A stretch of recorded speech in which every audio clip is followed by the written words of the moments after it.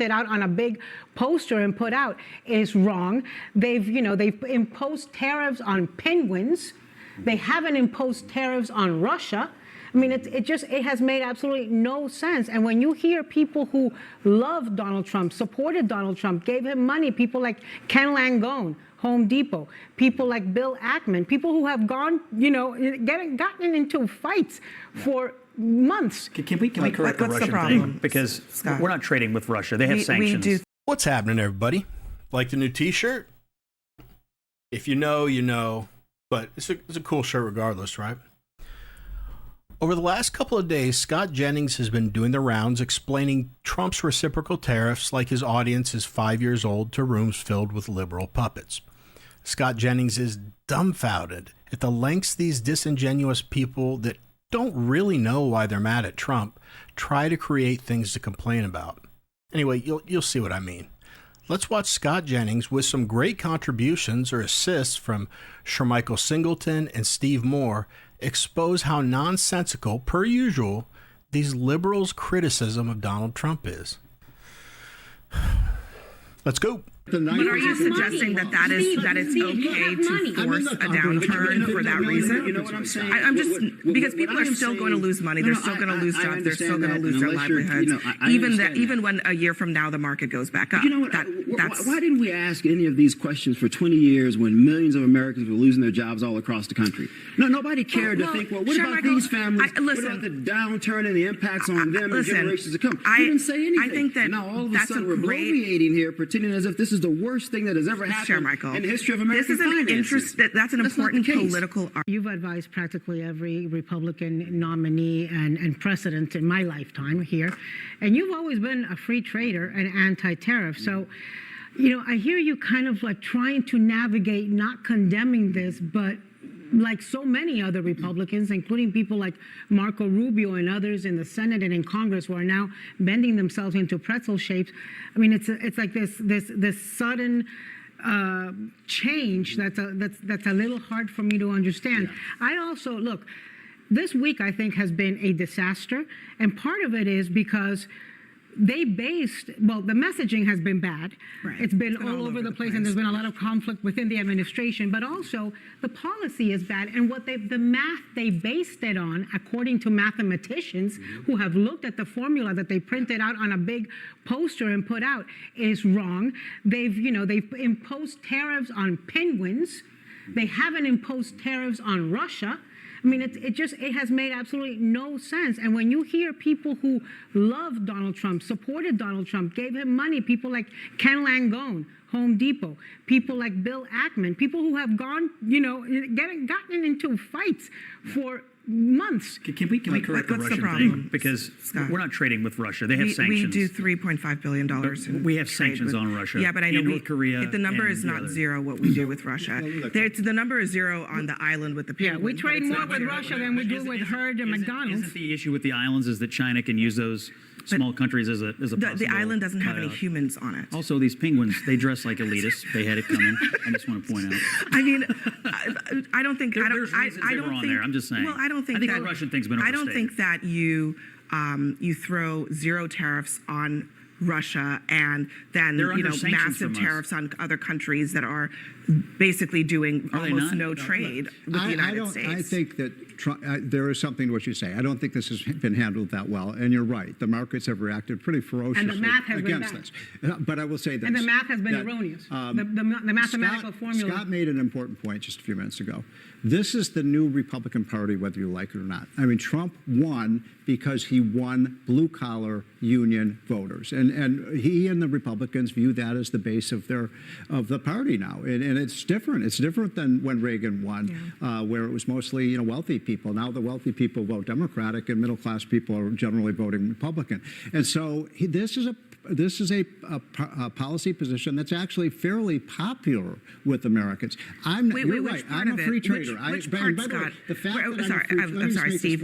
Which part do you think is popular? Because I don't think that's true. Let me just say this. Even though Trump knows I'm a free trade guy, and he knows that I oftentimes oppose these policies, he still calls on me. He likes to get different opinions from different people. And in the end of the day, I'm going to predict this has been a rough period, no question. But Trump is a winner. He's a master negotiator. I think at the end of the day, you're going to have these countries calling him up on the phone one by one and making a deal with them. It's going to be good for what's going to happen to the U.S. economy in the meantime, Abby, Chair Michael? Stephen made the point talking about working class voters, and now the Republican Party is more. Guys, this is a pretty long clip, so I'm just going to pop in, make a quick comment every now and then so you can get back to the clip. I like when Steve Moore said, you know, what Donald Trump is doing is popular with Americans. And Abby goes, I don't know if that's true. Of course you don't. You work and socialize with liberals and the rich. So of course the people you talk to aren't happy. But Abby, let's be honest. When's the last time you spoke to an average American? Maybe once last year when you mistook someone as the valet? Oh, real quick, if you go back and watch that again, when Steve Moore started talking, Ana Navarro said about 5 times, and the math was goofy. The math was goofy, literally 5 times. And Steve Moore just keeps trying to start a sentence. My man doesn't even acknowledge her yapping. Like, no one gives a shit about the math. There are multiple factors that you and I both don't know that went into determining the tariffs for each country. Back to video. Multiracial and working class compared to years before. And when you look at it from the perspective of people in the Rust Belt, what have they seen since the early 90s as a result of free trade? 5 million jobs over 2 decades eliminated. 90 good-paying manufacturing jobs, by the way. 90,000 factories closed. That's an estimate. Then you move forward to the early 2000s, increased imports with China, known as the China shock. You're aware of this, even you've written about it. That also eliminated 2 million additional jobs. So you're talking about over 2.5 decades, about 7 to 10 million jobs eliminated. Good-paying jobs for blue-collar people. They completely feel ignored. They completely feel forgotten. And so Donald Trump focusing on trying to level set, to your point, and bring back some level of manufacturing, even if it's modernized, not going back to the 80s or 90s, I think is a good thing. Even if it's robots? It could potentially benefit those working class even people. if it's robots? I mean, if it's robots doing these jobs, then what's the point? Abby, chip manufacturing, you got to bring some of that back to the United States. I know, I get that. We're not at a place where machines can repair themselves when they're damaged. You need to have a skilled workforce being able to take care of those things. But do you understand my point, Chair Michael, is that we are increasingly about to be in an economy where a lot of these jobs that he wants to bring back are not going to be done by humans. Maybe there will be one or two overseeing the robots, but they've acknowledged that. Bessent and Howard Lutnick have both said that over the last few days. Automation, AI, robots are going to replace most humans in those jobs. Yeah, so what is the formula for manufacturing renaissance in that scenario? Sure. That's a global issue. That's not just an issue that the United States singularly has to face.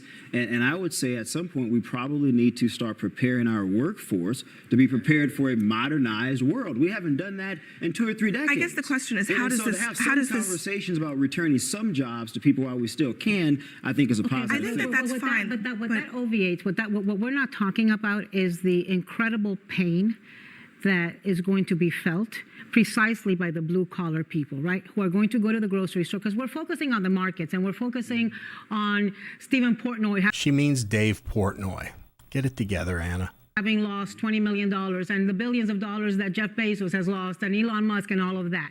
The thing is, these rich people can say don't panic and don't sell because they've got more millions that they can live off. But the person who's going to go buy the car, or the person who's buying clothing from China, or the person who's going to the grocery store and buying the bananas from Ecuador and the avocados from Mexico and the limes from Mexico, they're going to see that price increase tomorrow. Yeah. Let me just play.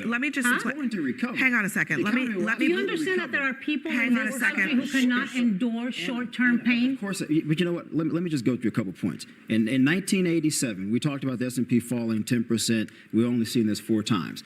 In 1987, it occurred. We saw a bounce back of 102%. November 2008, a bounce back of 105%. In 2020, a bounce back of 94%. It recovers, and it recovers stronger than it was before. That is absolutely Sure, Michael, in none of those cases that you just cited is it a man-made crisis. This is created by one person, Donald Trump. This isn't COVID. This isn't a financial bubble. This is all manufactured, created, drummed up by this insane man who is our... This is so effing desperate. This conversation is about tariffs, but now Abby's clearly been coached to push fears about automation, just in case everything works out with Trump's tariffs, so they can change the conversation to fear-mongering about automation if their Trump's ruining the economy shtick blows up in their face, which it certainly did today. And while it's great to see them cope about it, I'm still going to wait because I think we're still going to see some more volatility. But it was pretty fun today. And I'm not at all saying that automation isn't a major concern.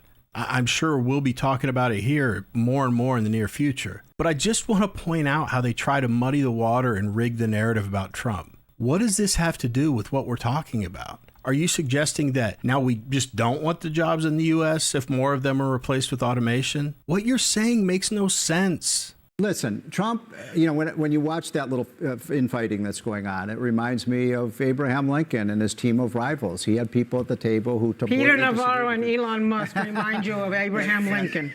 Well, yeah, but Okay. Elon Musk is probably the greatest. I must defend Abraham Lincoln He's on the this. greatest entrepreneur in world history. But I'm going to side on this one with Elon Musk. I mean, Elon Musk is right that you know, tariffs are taxes. They can hurt the economy.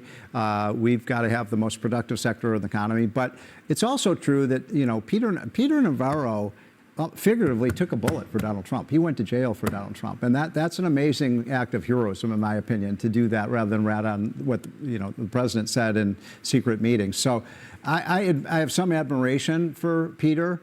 And I think it's just perfectly fine that you have this infighting going on, and Trump ultimately will make the decision. I didn't like that he was denigrating what is actually a really good American manufacturing success story. Exactly. The original insult was that Teslas are made of all these foreign components. In fact, Teslas are the most American-made car. We have the chart, I mean, to prove your point. I mean, yes. They rank basically at the top on all these different metrics for domestic manufacturing, but Elon is still concerned about the tariffs. So the administration is always talking about, hey, we got to make more stuff here. Let's make things in America. Let's have American-made, cars. Well, Elon is actually doing it, and then your guy goes out, Navarro, and craps all over him and lies about the fact that he's actually making cars in America. And he's making EVs, and all the liberals. If I were starting a business, I'm calling Elon. But That's all I'm saying. But what does it say to you that Elon Musk stands to benefit comparatively to his competitors, because he does make his cars here by and large,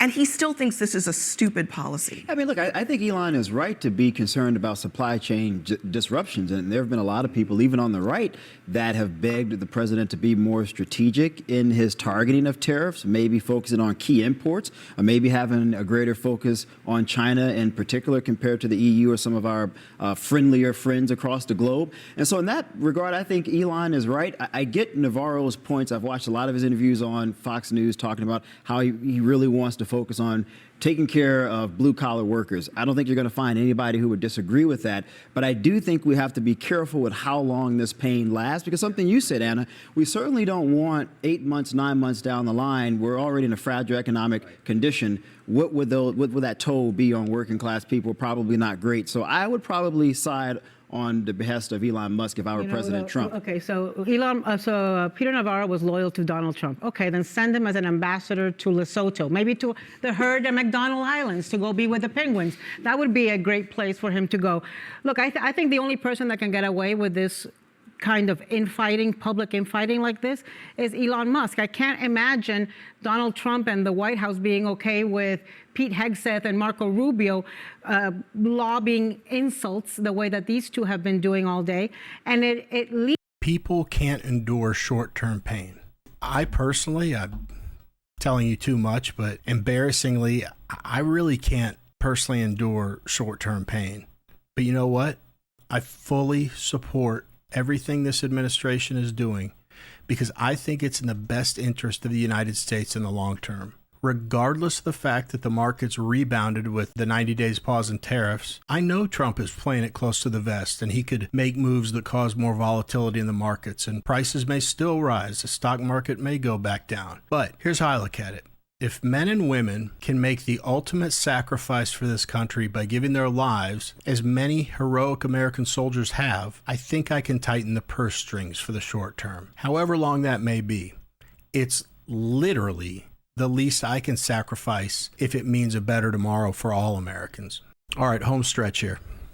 It contributes to the lack of consumer confidence. It contributes to the confusion. It contributes to the conflicting messaging. But at the end of the day, Peter Navarro is espousing the positions that Donald Trump holds. Donald Trump has been talking about tariffs for 30 plus years.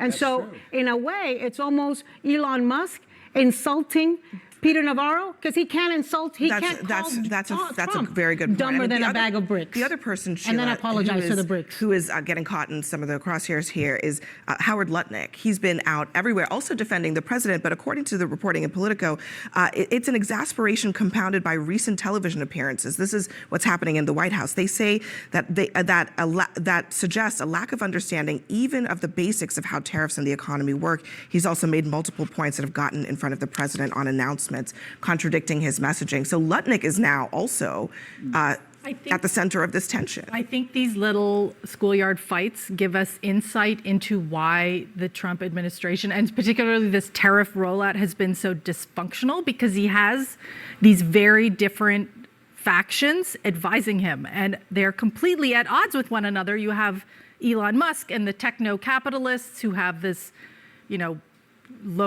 free trade fantasy, small government, and then you have Navarro, who's a protectionist and has this almost medieval view of a global economy. And those are the two messages being fed into the president, and that's why we are seeing this whipsaw. The one name we haven't even mentioned at the table is the best spokesman for the administration, Bessent, the Treasury Secretary. I don't know that everybody would agree with you on that. He had an incredibly rough Friday, especially on this tariff issue. I think the White House has put a lot of stock in Bessent, and I think when he talks, the markets listen. And I think the next order of business here is not just to say 70 people called, is to say, who are they? And we're going to go ahead and make an announcement about progress with one of them. Pick one.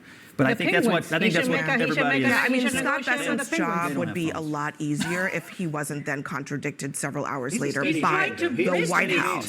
The White House literally went out and contradicted him 6 hours after he spoke. Everybody's nervous about the stock market right now. And I just will say one positive thing on the way out.